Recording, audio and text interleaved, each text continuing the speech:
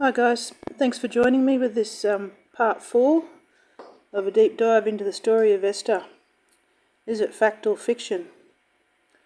Well, that's a bit hard to verify, but there are so many contradictions, it's not looking good so far.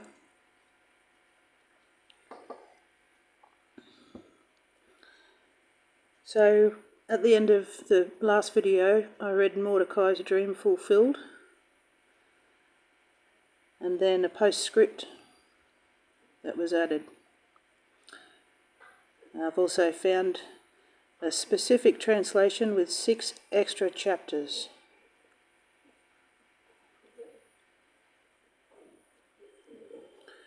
The postscript after Mordecai's dream states that a letter about the celebration of Purim was carried to Egypt. I think I touched on that in the last video. Yep, pretty sure. So this edition, F, appears to be added as an endorsement of the Catholic Church in a pretty ambiguous attempt to verify the story's authenticity.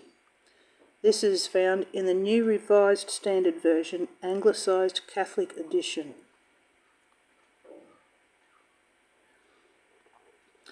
The Douay-Rheims Bible combines the postscript above with Mordecai's dream fulfilled as chapter 11.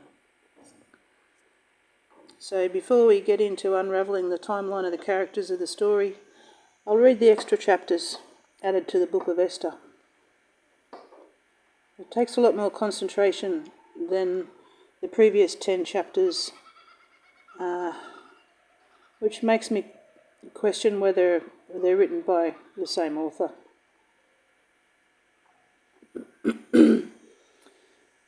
So, chapter 12 in this Douay-Rheims 1899 American edition. And he abode at the time in the king's court with Bagatha and Thara, the king's eunuchs, who were porters of the palace. And when he understood their designs and had diligently searched into their projects, he learned that they went about to lay violent hands on King Artaxerxes, and he told the king thereof. Then the king had them both examined, and after they had confessed, commanded them to be put to death. But the king made a record of what was done, and Mordecai also committed the memory of the thing to writing. And the king commanded him to abide in the court of the palace, and gave him presents for the information. But Aman, the son of Amadathi, the Bugite, was in great honour with the king, and sought to hurt Mordecai and his people because of the 2 eunuchs of the king who were put to death. So verse 5 contradicts verse 1. Mordecai already lived in the king's court. And then in verse 5 we say that he was given presents for his information on the 2 porters. But if you remember in chapter 6 verse 3 we read, there is nothing done for him.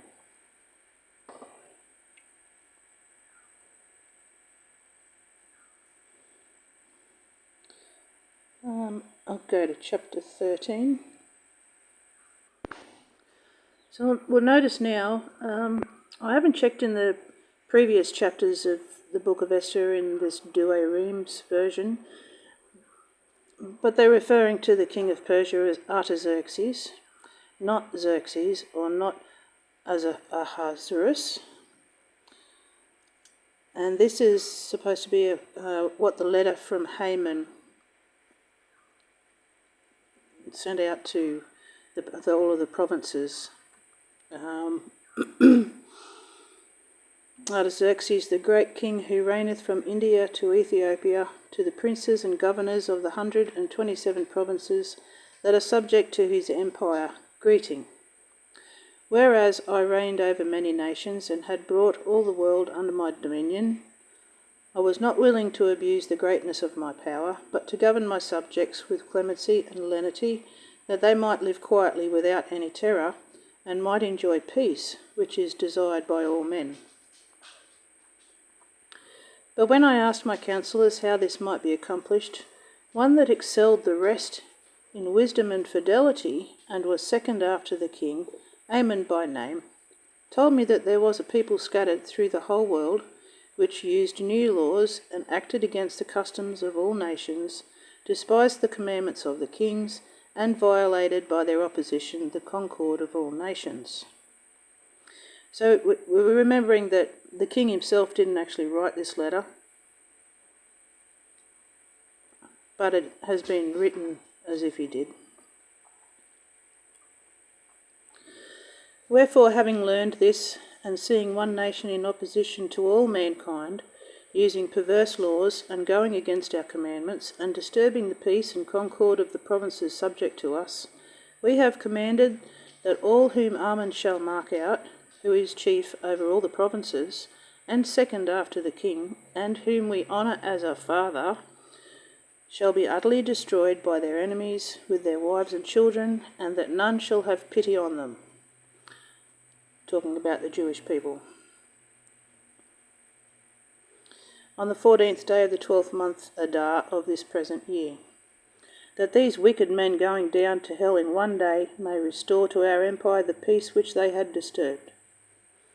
But Mordecai besought the Lord, remembering all his works, and said, so we're shifting now to Mordecai after the letter written by Haman. Or maybe that was Mordecai's account or memory of the letter written by Haman. But Mordecai besought the Lord, remembering all his works, and said, O Lord, Lord, Almighty King, for all things are in thy power, and there is none that can resist thy will, if thou determine to save Israel. Thou hast made heaven and earth, and all things that are under the cope of heaven. Thou art Lord of all, and there is none that can resist thy majesty. Thou knowest all things, and thou knowest that it was not out of pride and contempt, or any desire of glory, that I refused to worship the proud Haman. For I would willingly and readily, for the salvation of Israel, have kissed even the steps of his feet.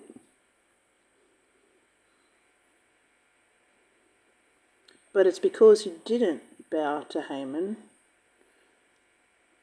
that all the Jewish people were under threat. But I feared lest I should transfer the honour of my God to a man, and lest I should adore anyone except my God. So he was scared of tainting himself by touching and honouring this man Haman, and didn't want to share the honour of his God with Haman. And now, O Lord, O King, O God of Abraham, have mercy on thy people, because our enemies resolve to destroy us and extinguish thy inheritance. Despise not thy portion, which thou hast redeemed for thyself out of Egypt. Hear my supplication, and be merciful to thy lot and inheritance, and turn our mourning into joy. Familiar words.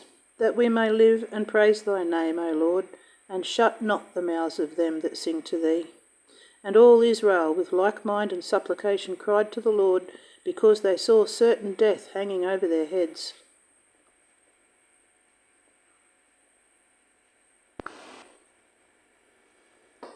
Chapter 14. Queen Esther also, fearing the danger that was at hand, had recourse to the Lord. And when she had laid away her royal apparel, she put on garments suitable for weeping and mourning.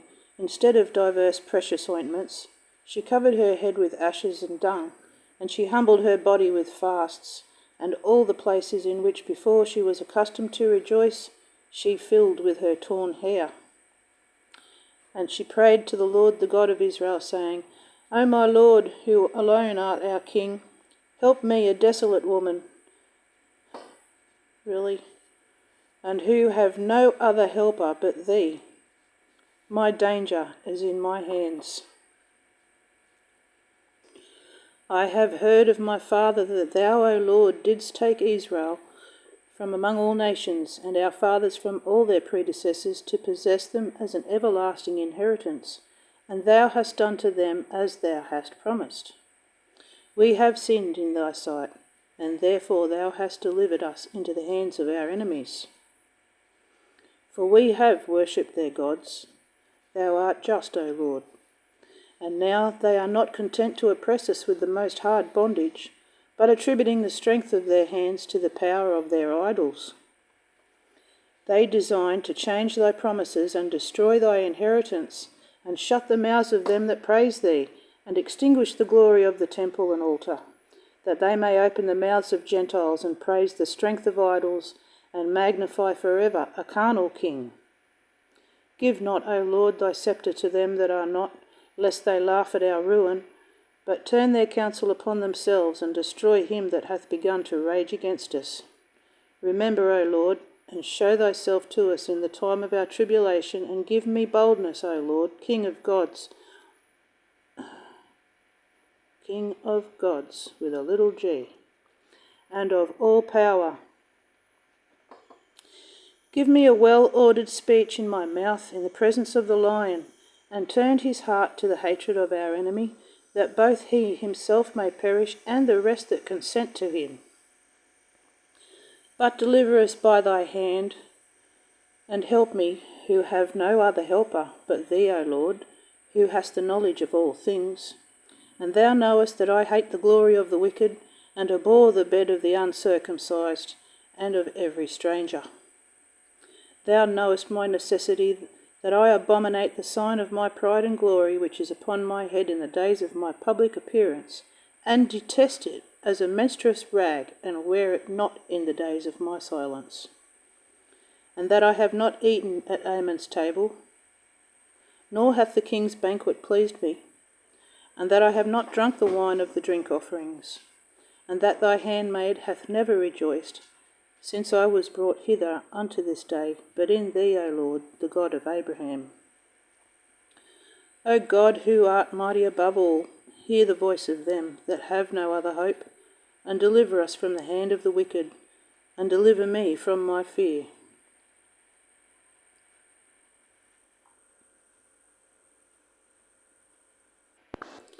Chapter 15. And he commanded her, no doubt but he was Mordecai, but they spell it in this translation Mardochai, to go to the king and petition for her people and for her country.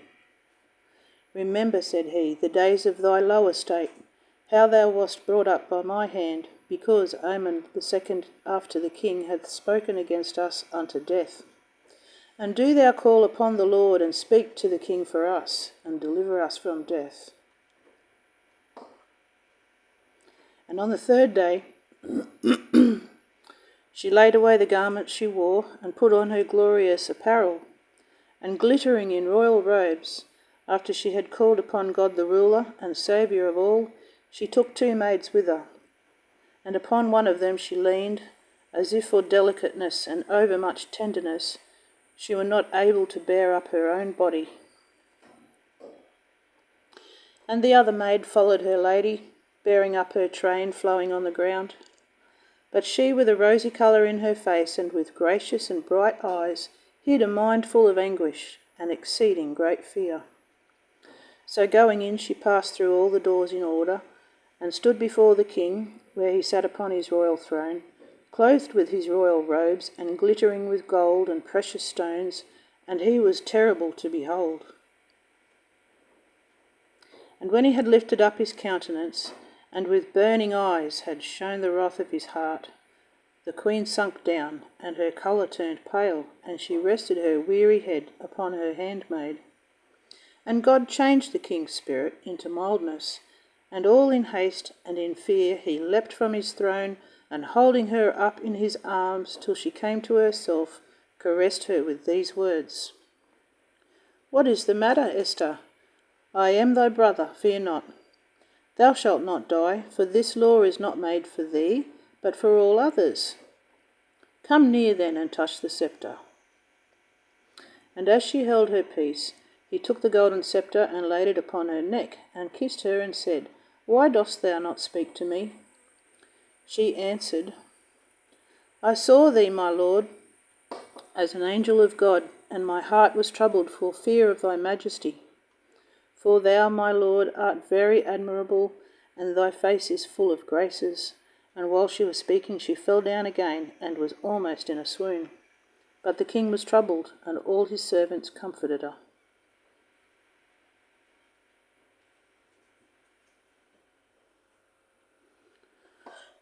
Sounds like more pretending and more lies to me. As an angel of God.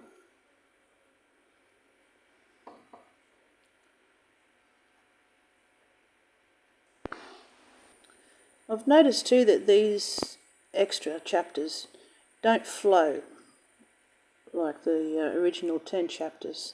They don't flow with the story, but they seem to be an attempt at filling in the gaps between events in the story.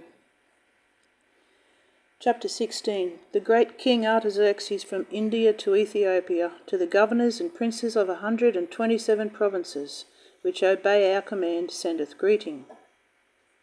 Many have abused unto pride the goodness of princes, and the honour that hath been bestowed upon them, and not only endeavour to oppress the king's subjects, but not bearing the glory that is given them, take in hand to practise also against them that gave it.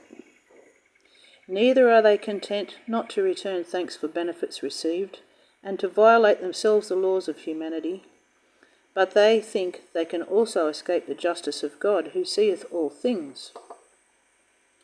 And they break out into so much great madness as to endeavour to undermine by lies such as observe diligently the offices committed unto them, and do all things in such manner as to be worthy of all men's praise. While with crafty fraud they deceive the ears of princes that are well-meaning, and judge of others by their own nature. Now this is proved both from ancient histories, and by the things which are done daily, how the good designs of kings are depraved by the evil suggestions of certain men. Wherefore we must provide for the peace of all provinces. Neither must you think, if we command different things, that it cometh of the levity of our mind, but that we give sentence according to the quality and necessity of times, as the profit of the commonwealth requireth. What? Commonwealth. The Commonwealth.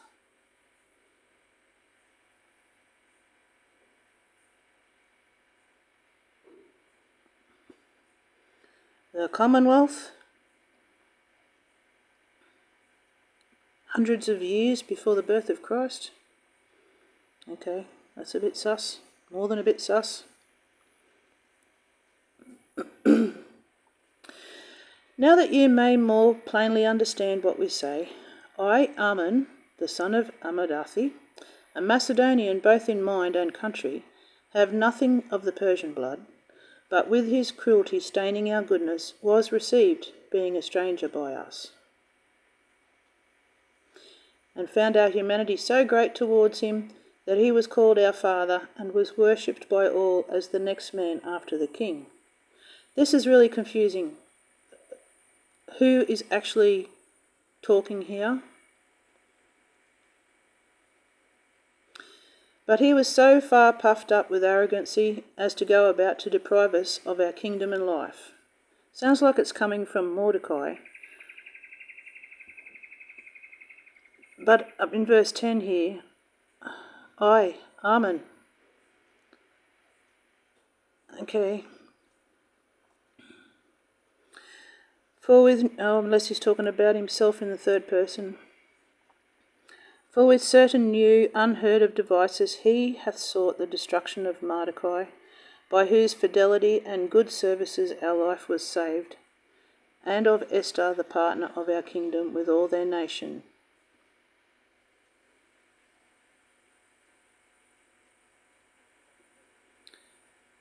This really sounds like a lawyer wrote it. Thinking that after they were slain he might work treason against us, left alone without friends, and might transfer the kingdom of the Persians to the Macedonians.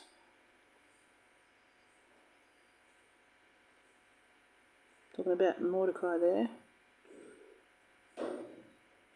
But we have found that the Jews, who were by that most wicked man appointed to be slain, are in no fault at all, but contrariwise just use laws, and are the children of the highest and the greatest and the ever-living God, by whose benefit the kingdom was given both to our fathers and to us, and is kept unto this day. Wherefore, know ye that those letters which he sent in our name are void and of no effect. For which crime both he himself that devised it and all his kindred hang on giblets. Okay, so we are talking about Haman here. Before the gates of this city Susan, not we but God repaying him as he deserved. But this edict which we now send shall be published in all cities, that the Jews may freely follow their own laws. And you shall aid them that they may kill those who had prepared themselves to kill them on the 13th day of the 12th month, which is called Adar.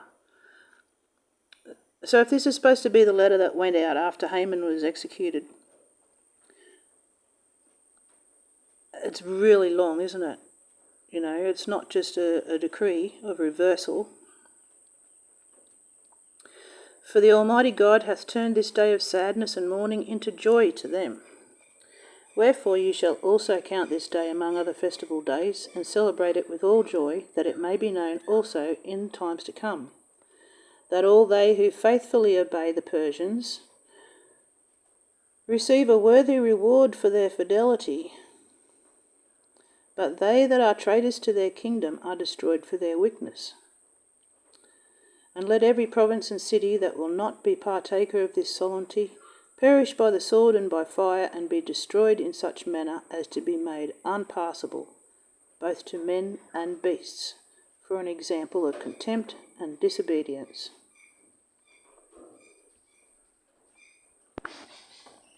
So I'll close this fourth part now, and in part 5 I'll get into what I've found as far as historical records are concerned for the time periods and the characters in the story. It's quite interesting. Thanks, guys.